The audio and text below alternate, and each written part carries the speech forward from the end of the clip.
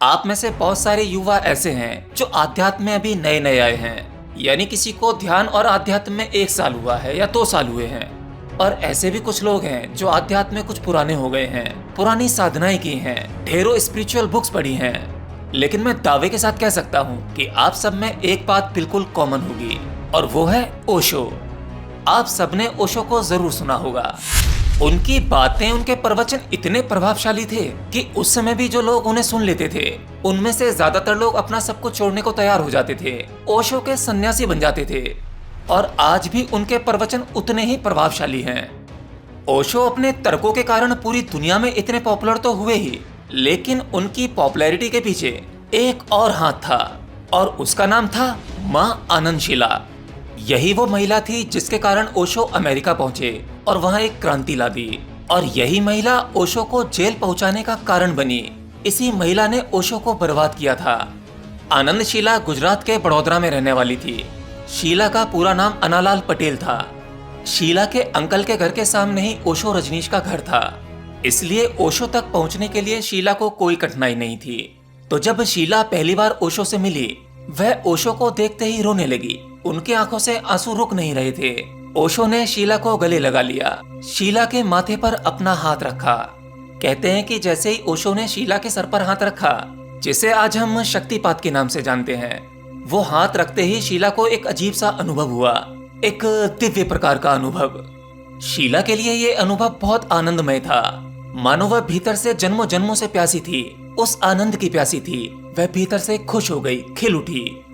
अब शीला को यह यकीन हो गया था कि वह जिस आनंद की खोज में है, वह आनंद यही है और मुझे यही मिलेगा। और फिर क्या था, शीला उसी आश्रम की होकर रह गई और उसने अपनी वहां पर स्पिरिचुअल ट्रेनिंग शुरू कर दी। और आपको यह तो पता ही होगा कि उस समय वहां पर जो भी ओशो का सन्यासी बनता था, या ओशो जिसे सन्यास देते थे, वो सन्यासी को उसके पहले नाम से मुक्त कर देते थे, अर्थात उसका नाम बदल देते थे। ऐसे ही शीला का नाम पड़ा मां आनंदशिला। शुरुआत में शीला वहां आश्रम में खाना परोसती थी, लेकिन कुछ ही दिनों बाद शीला इस काम से ऊबने लगी। अब शीला की इच्छाएं और प्रबल होने लगी थीं। अब शीला वह स्थान पाना चाहती थी जहां से शीला डायरेक्ट ओशो के कांटेक्ट में हो। अब शीला का एक ही लक्ष्य बन चुका था कि ओशो के बिल्कुल करीब पहुंच जाना।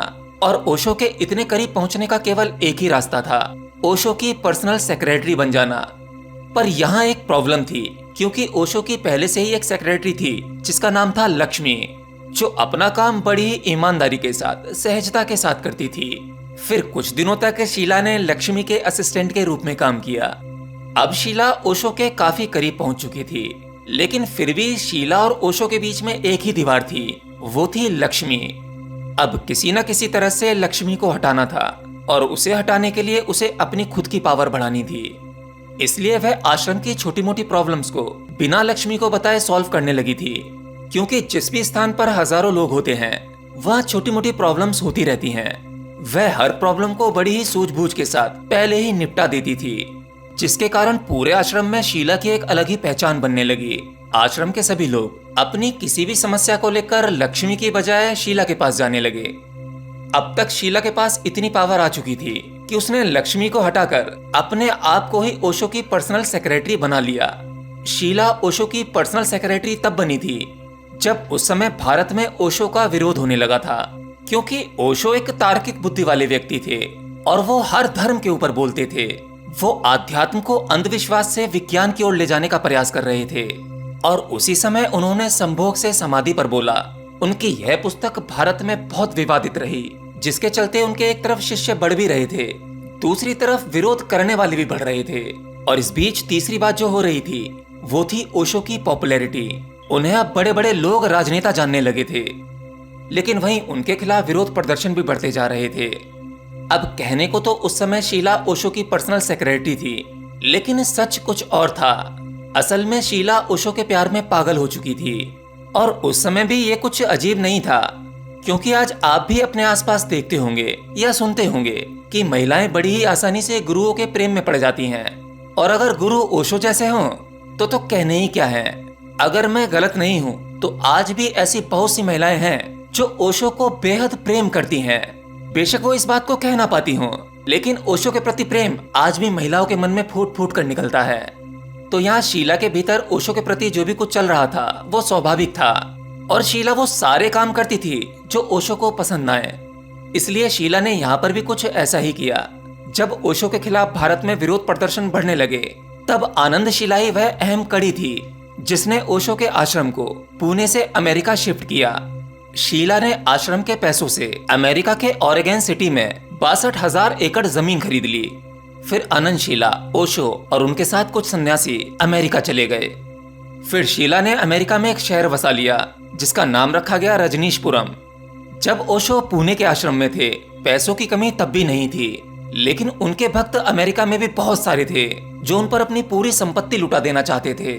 इसी वजह से ओशो एक सामान्य जिंदगी नहीं जीते थे, वह एक रॉयल जिंदगी जीते थे। जिन बर्तनों में वो खाना खाते थे वह बर्तन सोने या चांदी के हुआ करते थे। महंगी महंगी घड़ियां पहनते थे।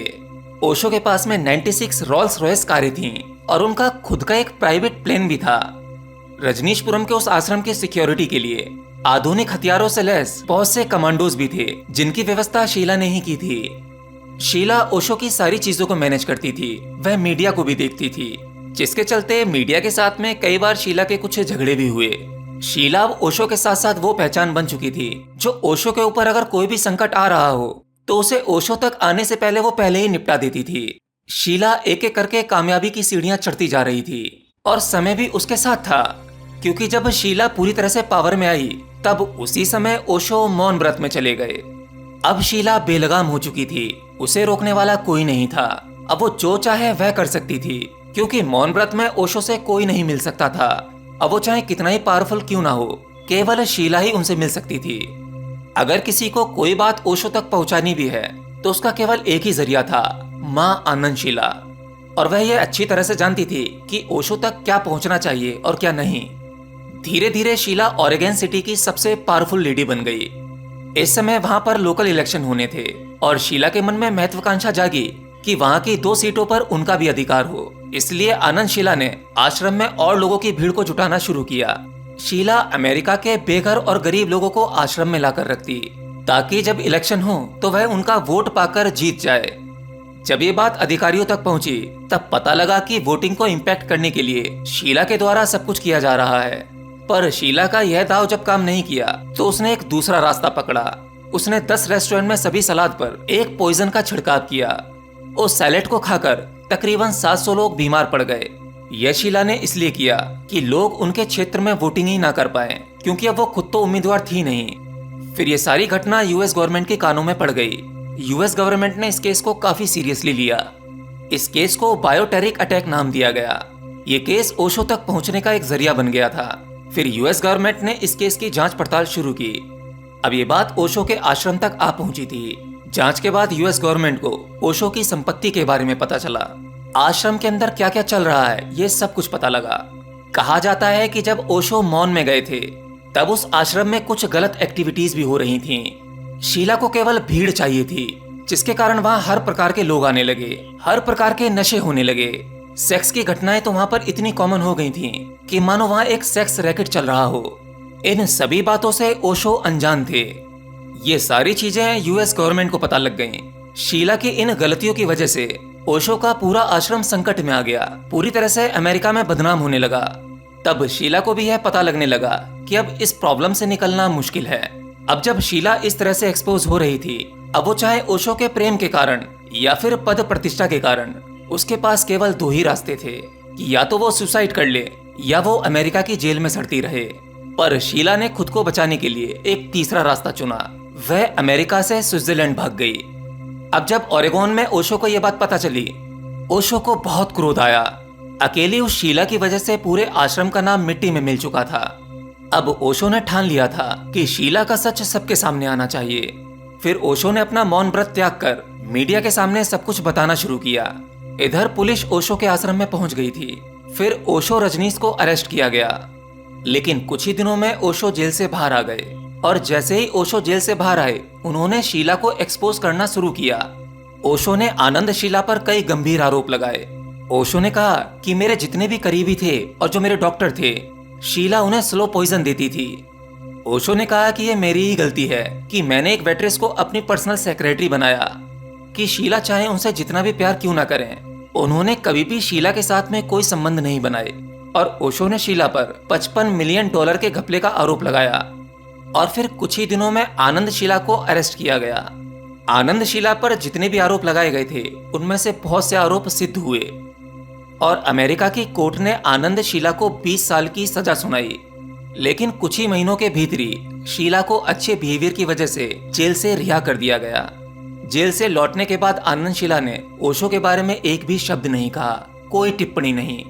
बस वो यही कहती थी कि ओशो मेरे प्रेमी हैं और मैं उनकी प्रेमिका। मित्रों, ओशो के बारे में ये वो जानकारी है जो आज इंटरनेट पर आसानी से मिल जाएगी। इस पर कुछ वीडियोस भी बने हुए हैं। हालांकि ओशो के जीवन के राज धीरे धीरे खुल रहे हैं, पर क्या कितना सच है कितना झूठ है इस बारे में कहा नहीं जा सकता। लेकिन हाँ, एक बात सत्य है, ये ओशो भी कहते थे, अगर आपको दुश्मन नहीं बनाने तो दोस्तों से दूर रहो। जो आपके सबसे करीबी होगा वह उतना ही ज्यादा खतरनाक होगा। अब आनंद शीला ने जो कुछ किया था, क्या वो अपने स्वार्थ के लिए किया था या वो यूएस गवर्नमेंट से मिली हुई थी? अभी भी कुछ राज खुलना बाकी हैं, जो धीरे धीरे खुल ही जाएंगे। लेकिन हाँ, ये बात मैं दावे के साथ कह सकता हूँ, जितनी भी इलीगल एक्टिविटी हुई, जो भी कुछ गलत काम हुए, वो ओशो नहीं करवा सकते। ओशो ने संभोग से समाधि के बारे में बोला तो था, वह केवल ज्ञान दिया था कि मनुष्य के शरीर और मन का विज्ञान किस तरह से काम करता है। पूर्ण काम वासना से भी चेतना का विस्तार हो सकता है, और इस पर केवल ओशो ही नहीं बोले थे। विज्ञान भैरव तंत्र की एक पुस्तक है जिसमें भगवान शिव ने पार्वती को भी काम वासना का गहरा विज्ञान बताया था। ओशो ने वही बोला, केवल इस विज्ञान को समझाने के लिए बोला। अब कोई इसका दुरुपयोग करने लगे तो इसमें फंसेगा तो वही व्यक्ति जिसने पहली बार इस मुद्दे को उठाया, इसका ज्ञान दिया। एनीवे, आप लोग इस बारे में क्या सोचते हैं? अपनी राय कमेंट बॉक्स में लिखकर बता सकते हैं। मिलता हूं नेक्स्ट वीडियो में किसी नई जानकारी के साथ। तब तक के लिए जय श्री कृष्ण।